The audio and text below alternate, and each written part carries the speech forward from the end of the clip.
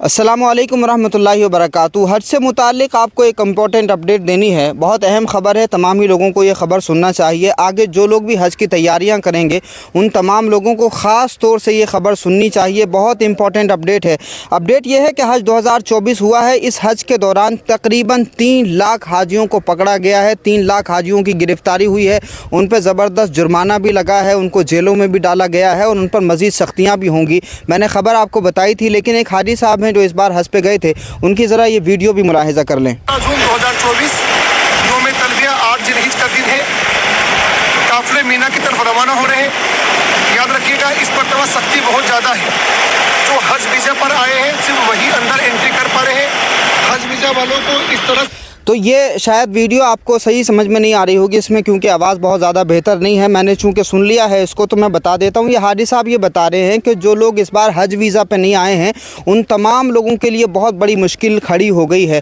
जो लोग tourist visa पे चले गए थे या बिज़नेस वीज़ा पे चले गए थे या विज़िट वीज़े पे चले गए थे और उन तमाम लोगों ने मक्का में एंट्री कर ली और वो हज करने का इरादा लेकर के मक्का में दाखिल हो गए, तो ऐसे तमाम लोगों पर बड़ी ज़बरदस्त सख्ती हो गई है। अब आप अंदाज़ा लगा लीजिए कि तकरीबन 3 लाख हाजियों को गिरफ़्तार किया गया, जिसमें तकरीबन 1,70,000 तो सऊदीया के ही लोग हैं, जो सऊदीया से मक्का में दाखिल हो गए थे, सऊदीया के लोग। उसके अलावा बहुत सारे अलग अलग हिंदुस्तानी, पाकिस्तानी, बांग्लादेशी अलग अलग जगहों के लोग हैं जो मक्का शरीफ में दाखिल हो गए थे हज करने के लिए। सिक्योरिटी ने, गवर्नमेंट के ऑफिसर्स ने उनको पकड़ लिया और उन पर तकरीबन 50,000 रियाल का जुर्माना, हिंदुस्तानी पैसों के मुताबिक तकरीबन 11 लाख रुपए का जुर्माना, और उनको एक लंबी सज़ा भी हो सकती है और साथ ही हमेशा खरूज का ठप्पा उन पर लग जाएगा, यानी ज़िंदगी भर अब वो हज वापस नहीं जा सकेंगे। तो ये 3 लाख लोग तो गिरफ़्तार हो गए हैं। उसके अलावा जो लोग किसी तरह से बच गए हैं अब वो एयरपोर्ट भी पहुंचेंगे।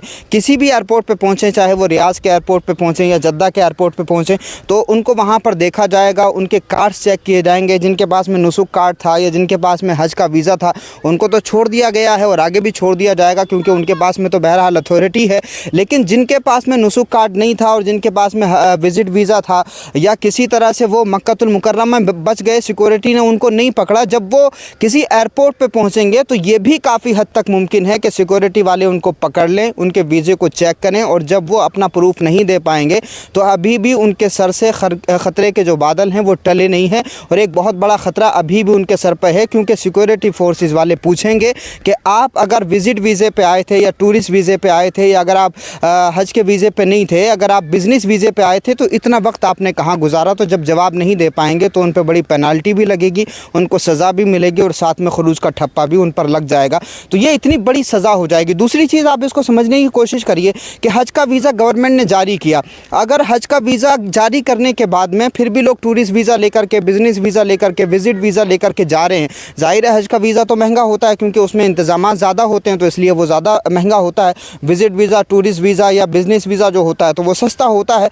तो अगर आप सस्ते के चक्कर में विज़िट वीज़ा, टूरिस्ट वीज़ा और बिज़नेस वीज़ा पे चले गए हज करने के लिए, तो शरई तौर से ये कहाँ तक दुरुस्त होगा।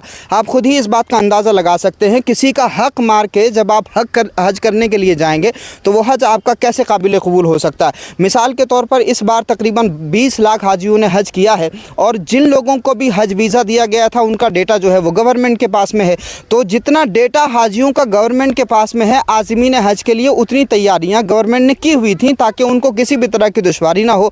मिना में, अरफात में, मुज़दलिफ़ा में, और जो भी इंतज़ामात गवर्नमेंट को करने चाहिए वो अपनी कैलकुलेशन के मुताबिक और जितनी तादाद उनके पास है उसके मुताबिक गवर्नमेंट ने जो है वो तैयारियां की हैं। लेकिन जब आज़मीन हज ज़्यादा पहुंच गए, टूरिस्ट वीज़ा पे भी चले गए, विज़िट वीज़ा पे भी चले गए, बिज़नेस वीज़ा पे भी चले गए, तो ज़ाहिर है गवर्नमेंट के एक्सपेक्टेशन से ये बाहर हो गया।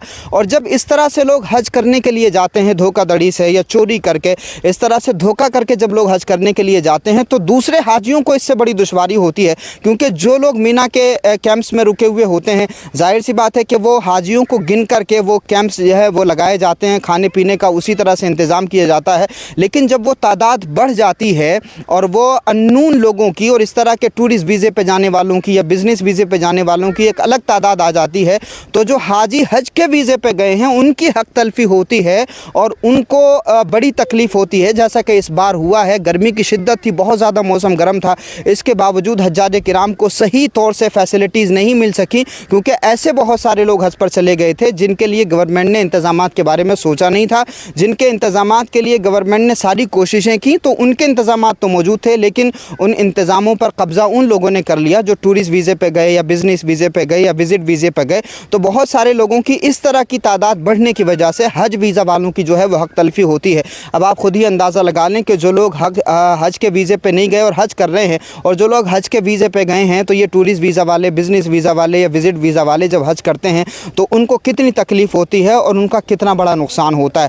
तो इसके दोनों ही नुकसान है। एक तो मजहबी नुकसान भी है कि आपने हक तलफ़ी की टूरिस्ट वीज़ा पे हज करके, दूसरे हाजियों का हक मारा, उनके लिए जो इंतज़ामात थे उन इंतज़ामात में दखल अंदाज़ी की। दूसरी चीज़ ये है कि आपकी जान के लिए बड़ा ख़तरा है। अगर आप पकड़े जाएंगे तो फिर इतना बड़ा नुकसान आपको होगा कि तकरीबन 50,000 रियाल हिंदुस्तान के 11 लाख, और फिर उसके बाद में जेल की सज़ा। और कितनी सख्त होती है सऊदी अरब की जेल, जो जेल में गया है उसको अंदाज़ा होगा। उसके अलावा तकरीबन आपके ऊपर खुरूज का ठप्पा भी लग सकता है, यानी ज़िंदगी में फिर कभी आप हज के लिए नहीं जा सकते हैं। मेरी गुजारिश और अपील ये है कि जो लोग इस तरह की हरकतें कर रहे हैं पैसा बचाने के लिए, या जो टूर ऑपरेटर इस तरह का मशवरा देते हैं हज्जाज किराम को कि जी बहुत भीड़ भाड़ होती है, किसी को पता नहीं चलेगा, आप जा सकते हैं, इस तरह से भी हज कर सकते हैं, तो लोग लालच में आके पैसा बचाने के चक्कर में जो इस तरह का टूरिस्ट वीज़ा या बिज़नेस वीज़ा लेकर के हज का इरादा कर लेते हैं, या टूर ऑपरेटर अपना पैसा कमाने के चक्कर में लोगों को इस तरह का धोखा दे देता है, तो ज़ाहिर है अल्लाह और उसके रसूल के यहाँ तो उसकी पकड़ होनी ही है। लेकिन दुनिया में ऐसे लोग अगर पकड़े जाते हैं तो उनके लिए बहुत बड़ा ख़तरा हो जाता है, उनकी जान, उनकी इज़्ज़त, उनकी आबरू का बहुत बड़ा मसला खड़ा हो जाता है। कैसे कैसे पैसा इकट्ठा करके लोग हज के इस मुक़द्दस सफ़र पे जाते हैं, और अगर इतना बड़ा हादसा हो जाए तो ज़ाहिर सी बात है कि वो हादसा जो है बर्दाश्त करने लायक नहीं होगा। अब जिन लोगों को इसमें गिरफ़्तार किया गया है, आप अंदाज़ा लगा सकते हैं कि ये कितना बड़ा मसला है। हिंदुस्तान के भी तकरीबन भेवंडी से, यानी मुंबई का जो भेवंडी इलाका है, उस भेवंडी इलाके से तकरीबन 22 हज्जाज किराम जो हैं वो गिरफ़्तार हुए हैं। मैंने ख़बर पढ़ी थी, एक ग्रुप में ये ख़बर आई थी। भेवंडी के 20 हाजी मक्का में गिरफ़्तार हो गए जो विज़िट वीज़ा पर हज करने की कोशिश कर रहे थे। एक व्हाट्सएप ग्रुप में इस तरह की ये ख़बर आई थी। तो इस तरह की बहुत सारी ख़बरें हैं जो आप इंटरनेशनल न्यूज़ पर देख सकते हैं, और जितने भी अरब के अखबारात हैं उसमें पढ़ सकते हैं। इन तमाम चीज़ों को मद्देनज़र रखते हुए आप जब हज कर रहे हैं तो हज के वीज़े पर करें, टूरिस्ट वीज़ा और विज़िट वीज़े पर हज ना करें। इससे आपकी जान को भी नुकसान हो सकता है, दूसरों की हक तलफ़ी भी होती है। अल्लाह और उसके रसूल के यहाँ भी आप मुजरिम होंगे और कानून की नज़र में भी आप मुजरिम होंगे।